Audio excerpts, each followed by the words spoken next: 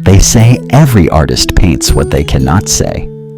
But what do you do when the pain is too loud to ignore and your hands can no longer speak for you? This is not a story of a prodigy or a girl who had it all and lost it. No, this is the story of Sai, a girl who shattered, not just once, but piece by piece, quietly, invisibly, until nothing was left but a broken hand and a world that had already moved on. She was 19, a college art student with paint-stained fingers and fire in her chest. Her art wasn't pretty. It was honest. It disturbed some, inspired others, and made many uncomfortable. Her professors didn't understand her. Her father barely noticed her. Her boyfriend once said, "Why can't you just paint normal stuff?" But Sai didn't paint what people wanted to see. She painted what people were afraid to feel. Until the night everything changed. It was raining. Late. She was returning home from a solo exhibit. Her first. A sudden flash of headlights, metal against metal, glass shattering like her unspoken dreams.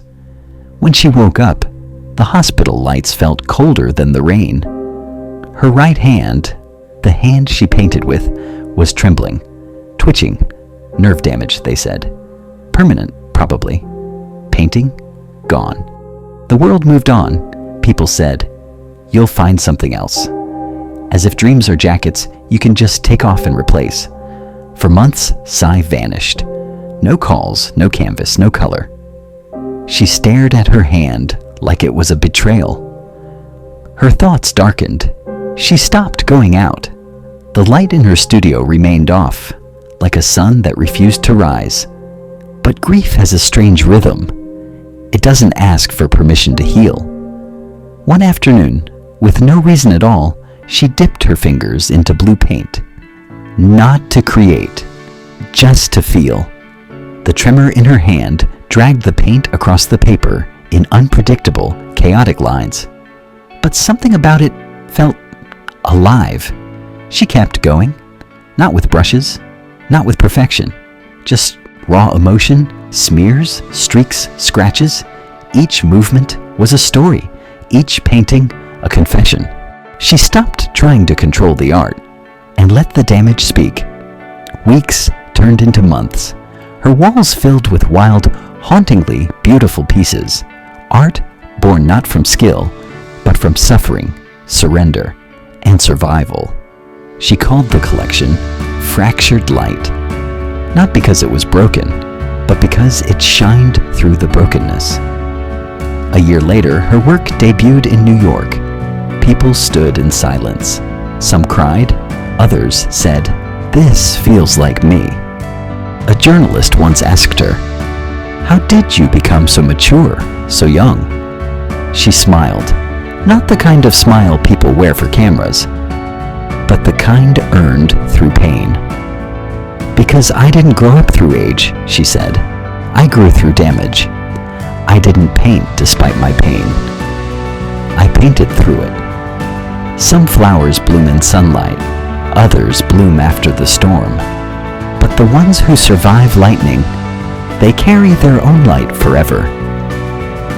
In reality, true growth often comes from experiencing hardship, pain, and challenges, rather than simply growing older. Age may bring more years, but it doesn't automatically lead to maturity. Maturity is forged through the difficult moments in life, the times when we've been hurt, faced failure, or encountered situations that forced us to reevaluate ourselves, our values, and our place in the world. The pain we endure often teaches us lessons that no textbook or experience can. It's in the moments of struggle that we learn resilience, patience, and empathy. When things don't go as planned, when we face betrayal, loss, or disappointment, we are forced to adapt, reflect, and grow. These experiences push us to develop emotional intelligence, self-awareness, and a deeper understanding of others. While age may bring wisdom in a general sense, it's through the damage, the emotional bruises, the heartbreaks, the mistakes, and the tough lessons that we truly evolve into more compassionate, grounded, and insightful individuals. These difficult experiences shape us in ways that ease, comfort, and success never could. In the end, maturity is less about the number of years we've lived and more about how we handle the challenges that life throws at us. It's about how we rise after falling, how we learn from our scars, and how we move forward with a deeper sense of wisdom and understanding. If this story touched your heart, if it made you pause, reflect, or feel just a little less alone, then I have just one small request. Please consider subscribing to The Good Vibes Tales. It may seem like a simple click to you, but to this channel, it's fuel. Fuel to keep telling stories that matter. Fuel to reach those who need a little light on dark days. Many watch, few subscribe, but maybe you can help change that. Let's grow this space together.